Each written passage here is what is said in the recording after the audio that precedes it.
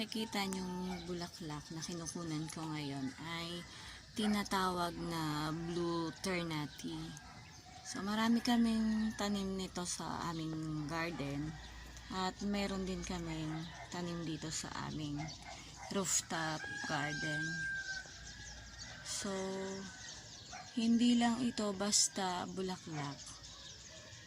Marami rin itong benefits na naibibigay.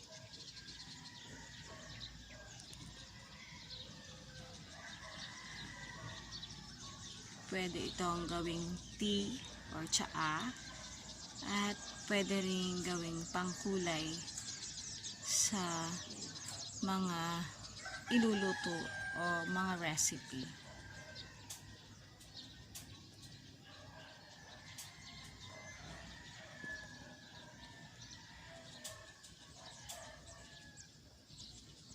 Kukunin ko ngayon ang kanyang mga bulaklak at gagawin kong pangkulay sa jelly.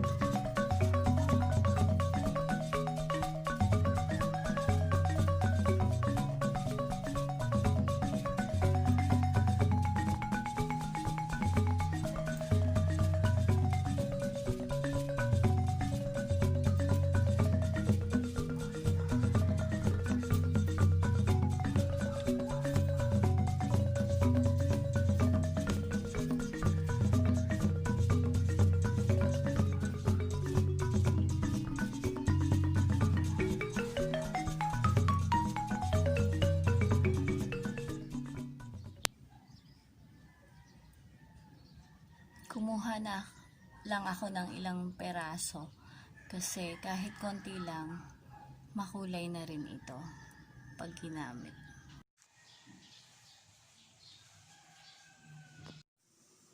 Ito ang mga ingredients para sa gagawin kong gelatin na may kulay blue. Gamit ang blue Ternatea flower. So, natural coloring ang gagamitin natin. So,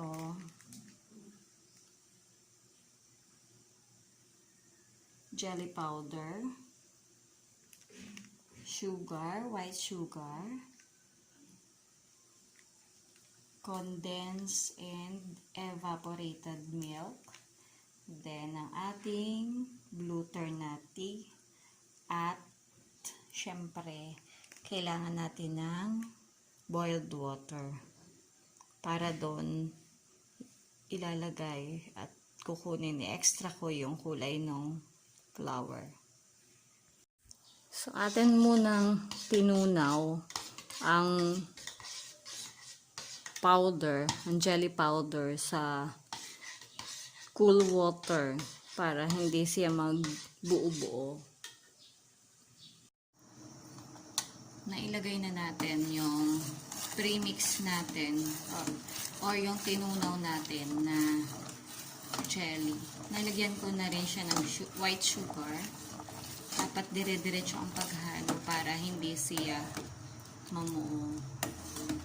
So, ito yung colorless na gelatin. Then, lagyan na natin ng milk.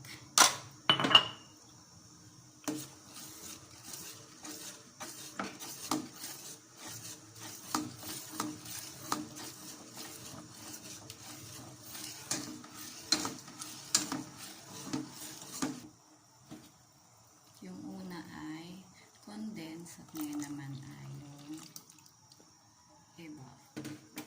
Hindi ko alam kung alin ang dapat unahin. Pero ganun ang nagawa ko.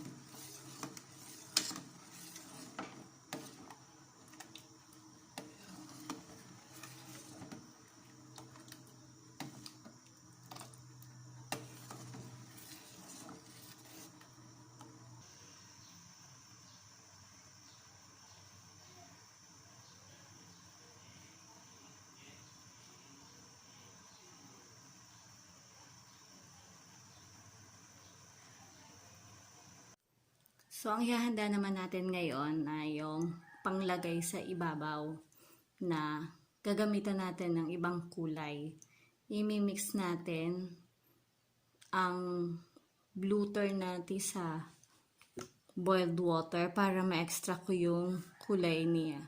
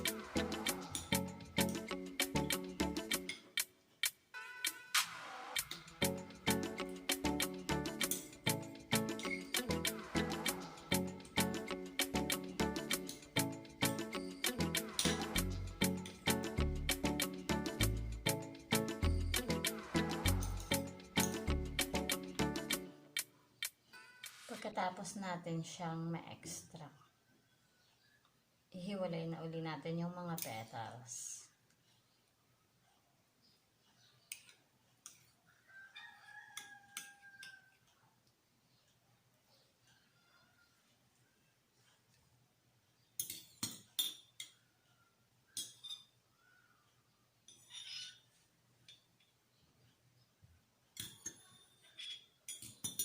See? May kulay na yung ating water.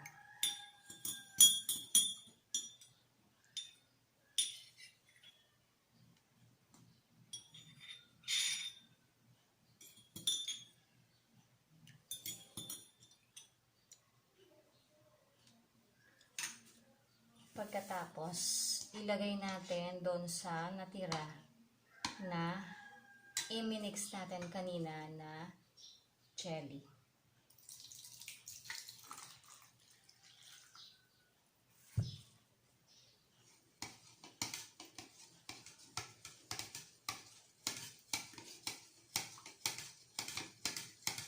Medyo hindi pa siya bloom-bloom. Siguro kasi medyo lumamig na yung mainit na tubig na inilagay ko. Siguro magpapakulo uli ako ng water. Extra ko ng panibago para medyo mas darker ang pagka-blue.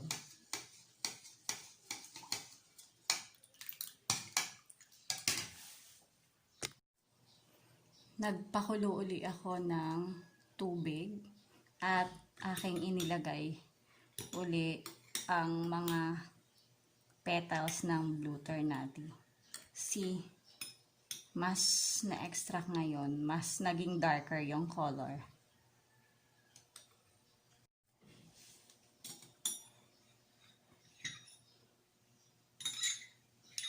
Tingnan nyo yung petals. Na-extract na talaga yung kulay at naging darker na yung kulay ng water. So, ilalaho ko na ngayon ito dito sa aking inimix kanina.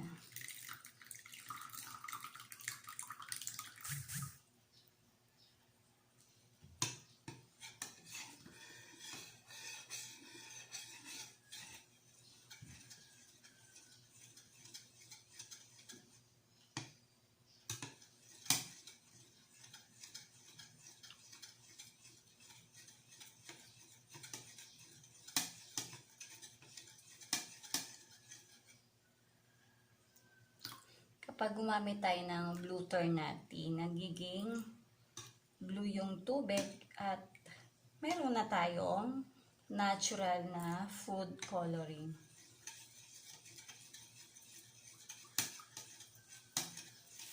So, akin na ito ngayong ibo-boil para maluto yung jelly.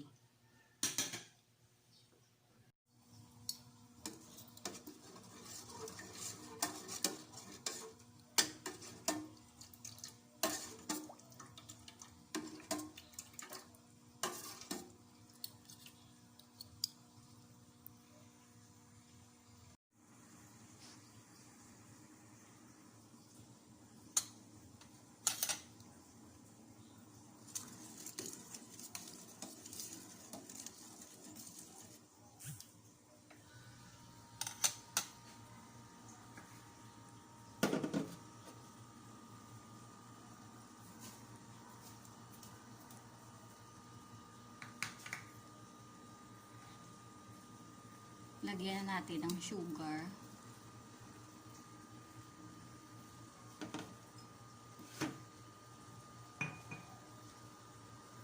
Bale, yung coloring at saka sugar na lang ang ilalagay ko. Hindi ko na siya lalagyan ng milk para hindi magbago yung kulay niya.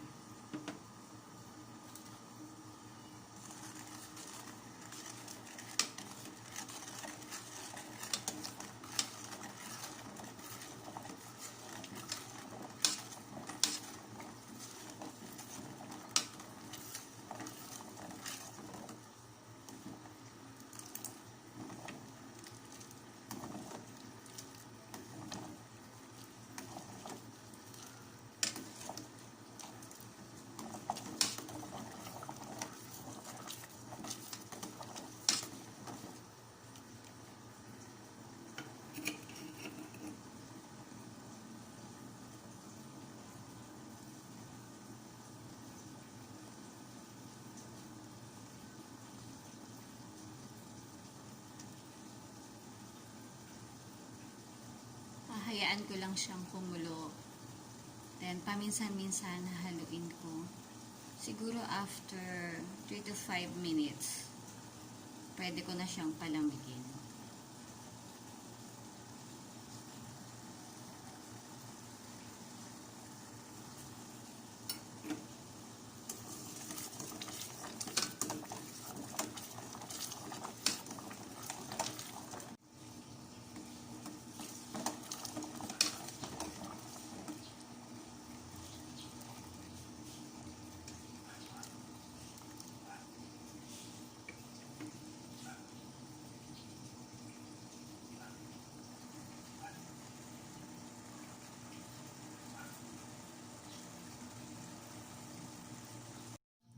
Nilalaho ko na ngayon yung mixture na ginawa ko para pang layer siya.